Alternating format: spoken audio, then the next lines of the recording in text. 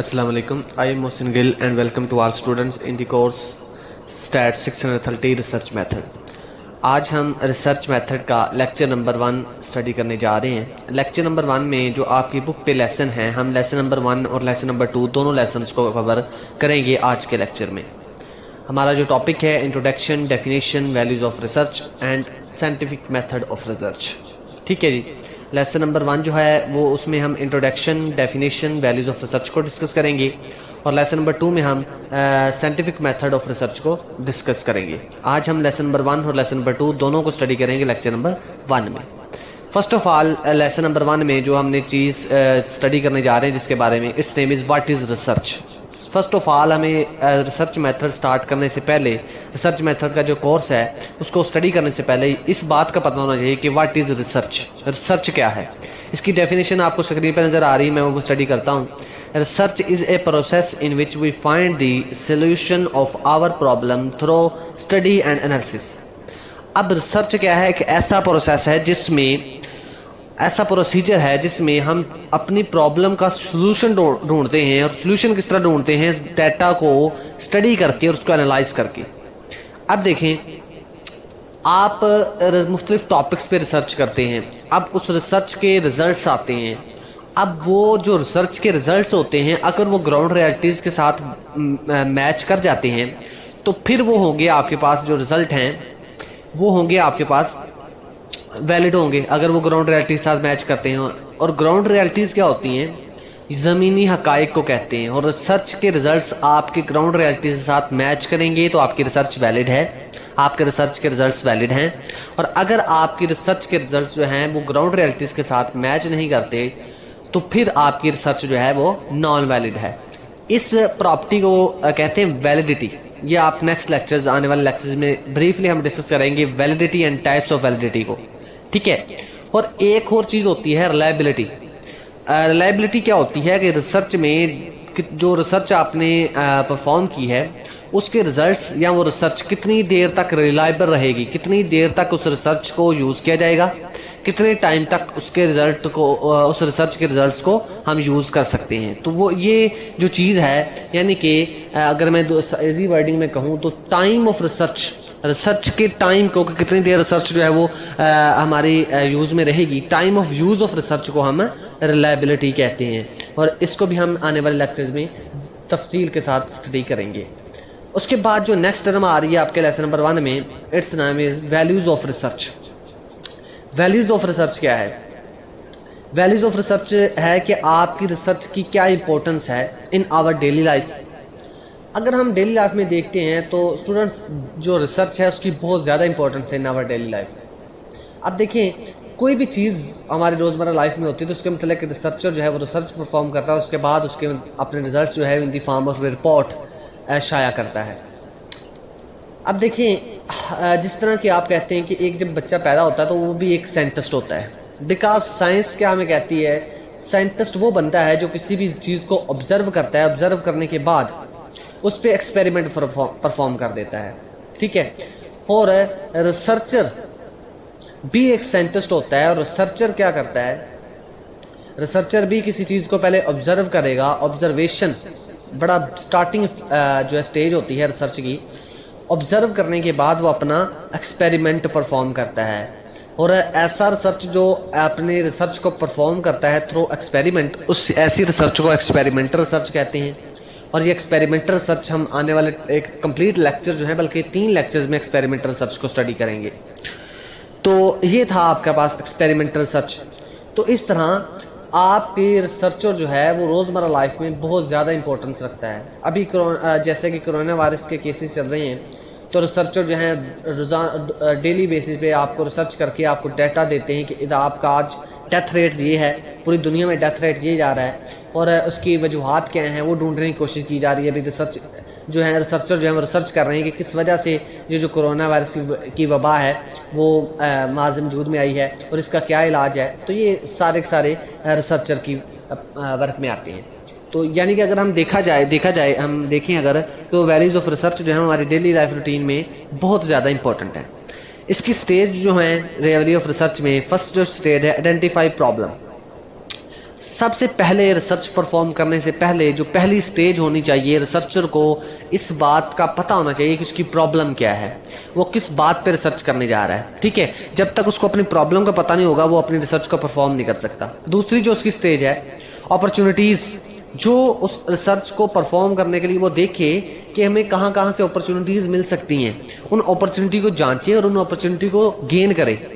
ठीक है जी। दूसरा जी, selecting the course of action, आपने जो एक्शन लेना है, जो एक्सपेरिमेंट करना है या एक्सपेरिमेंटल रिसर्च करनी है, उस एक्शन को परफॉर्म करने के लिए किन वेज को आपने फॉलो करना है, किन रूल्स को फॉलो करते हुए आपने रिसर्च को परफॉर्म करना है, किस कोर्स से, सिलेक्शनिंग कोर्स से मुराद है कि जो कोर्स आपने सेलेक्ट करना है, जो रूल्स आपने बनाने हैं वो रूल्स पहले बना दिए जाएंगे, रिसर्च जो होगी वो इन रूल्स को फॉलो किया जाएगा।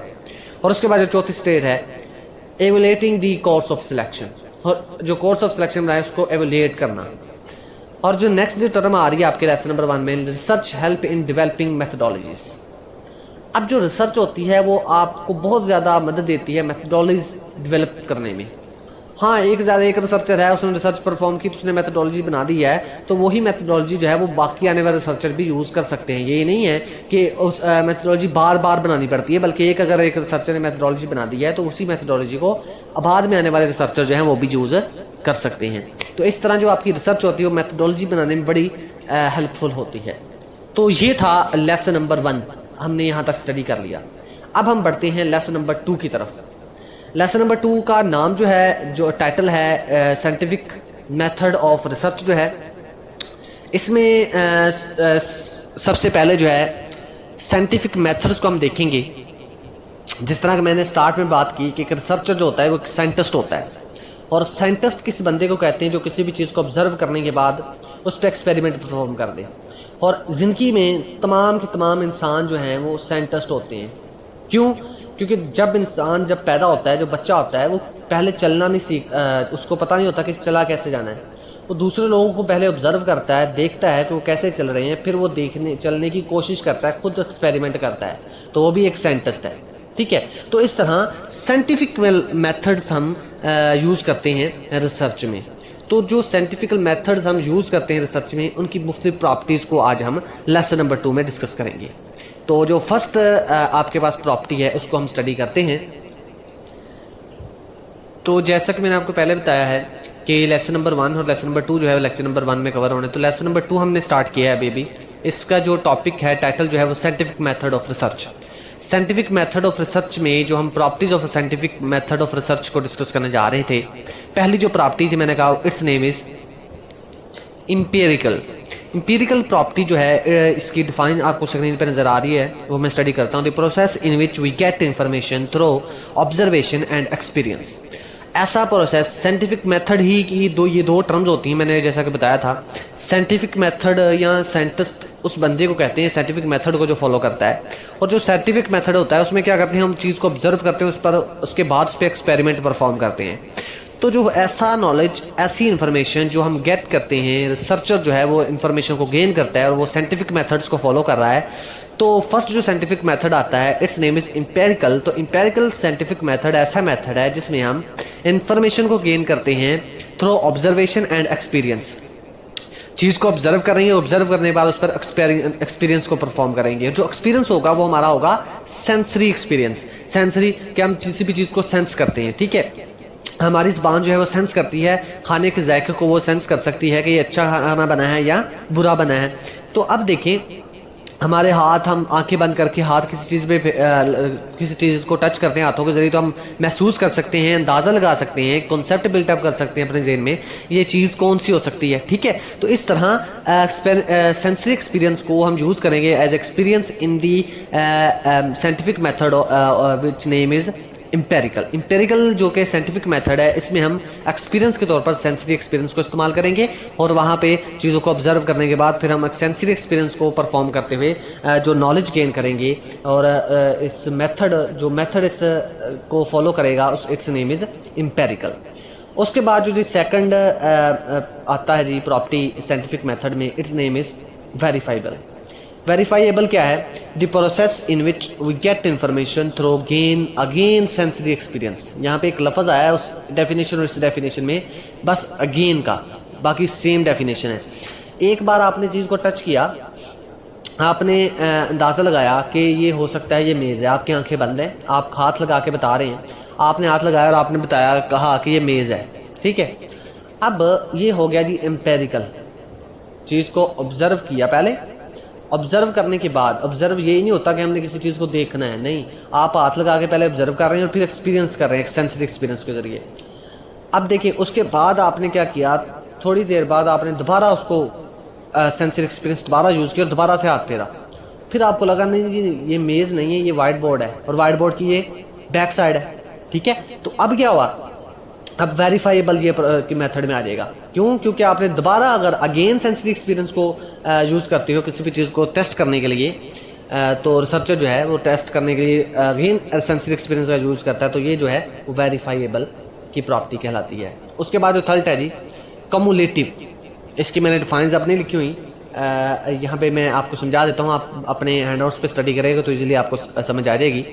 मैं इस टर्म को समझा देता हूँ, कम्युलेटिव क्या है। तो जी कम्युलेटिव कहते हैं कि फॉर एग्जांपल एक रिसर्चर रिसर्च परफॉर्म करने जा रहा है, तो अपनी रिसर्च को परफॉर्म करने से पहले देखेगा कि क्या इस रिसर्च के मतलब जो मैं जिस टॉपिक पे मैं रिसर्च करने जा रहा हूँ कि कितने लोग जो हैं वो पढ़े लिखे हैं हमारे मुल्क में और कितने लोग जो हैं अनपढ़ हैं, तो वो पहले देखेगा कि क्या इस टॉपिक पे पहले भी कोई रिसर्च परफॉर्म हुई है। अब फर्ज कर लें कि इस टॉपिक पे पहले 3 रिसर्च परफॉर्म हो चुकी हैं, तो वो उन तीनों रिसर्च को डाटा लेगा और डाटा को इस्तेमाल करेगा और उसको इकट्ठा करेगा और उसके रिपोर्ट को इकट्ठा करेगा, यूज़ करेगा।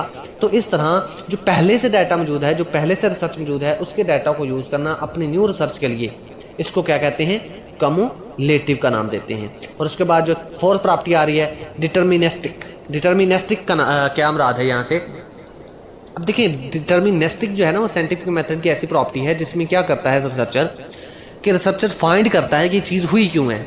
अब देखें आपका जो पंजाब यूनिवर्सिटी है, आपकी बुक पे डिफाइन लिखी एग्जांपल है, वही मैं टेक करता हूँ। 2006 में जी पंजाब यूनिवर्सिटी में जो BA BSc के एग्जाम हुए, उसमें जो है 67% जो है स्टूडेंट्स जो थे वो फेल हो गए। अब आपने ये रिसर्चर के तौर पर ये मालूम करना है कि 67% इतना बड़ा मास ऑफ स्टूडेंट्स जो है वो फेल क्यों हुआ है, ठीक है। तो इतनी बड़ी अमाउंट ऑफ स्टूडेंट्स फेल क्यों हुई है, आपने ये डिटरमाइन करना है। तो इसमें साइंटिफिक मेथड में डिटर्मिनिस्टिक की प्रॉपर्टी पाई जाती है कि डिटरमाइन किया जाता है। अब रिसर्चर क्या करेगा, उसकी रीजन ढूंढेगा कि किस वजह से स्टूडेंट जो है वो 67% स्टूडेंट जो है BA BSc के एग्जाम्स में फेल हो गए हैं, उसकी रीजन क्या है, किस वजह से वो हुए, क्या टीचर्स अच्छे लेक्चर्स नहीं देते थे, क्या एग्जाम टफ आ गया था, कि पेपर आउट ऑफ सिलेबस था, किस रीजन की वजह से सारे स्टूडेंट फेल हुए थे। डिटर्मिनिस्टिक भी साइंटिफिक मेथड में एक प्रॉपर्टी है। उसके बाद ये नेक्स्ट जो है स्टैटिस्टिकली जनरलाइजेशन।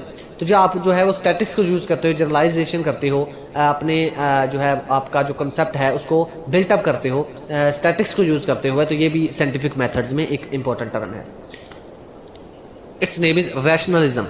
रैशनलिज्म क्या होता है, रैशनलिज्म में जो बेसिक दो आ रही हैं टर्म्स आ रही हैं, it's name is inductive and deductive.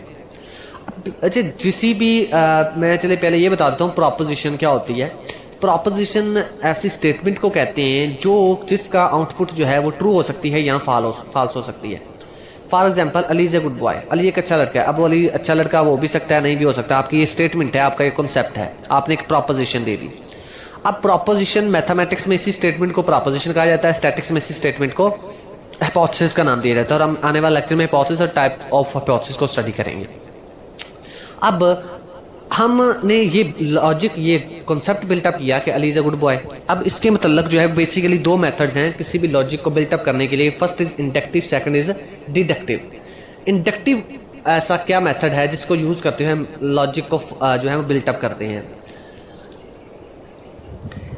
Inductive logic या इंडक्टिव लॉजिक ऐसी लॉजिक होती है जो कोई भी बंदा बिल्टअप करता है अपने पर्सनल ऑब्जर्वेशन पे।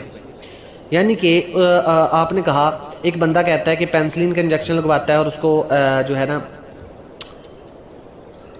एलर्जी हो जाती है, तो वो कहता समझ जाता है कि पेंसिलिन का इंजेक्शन उसके लिए एलर्जिक है।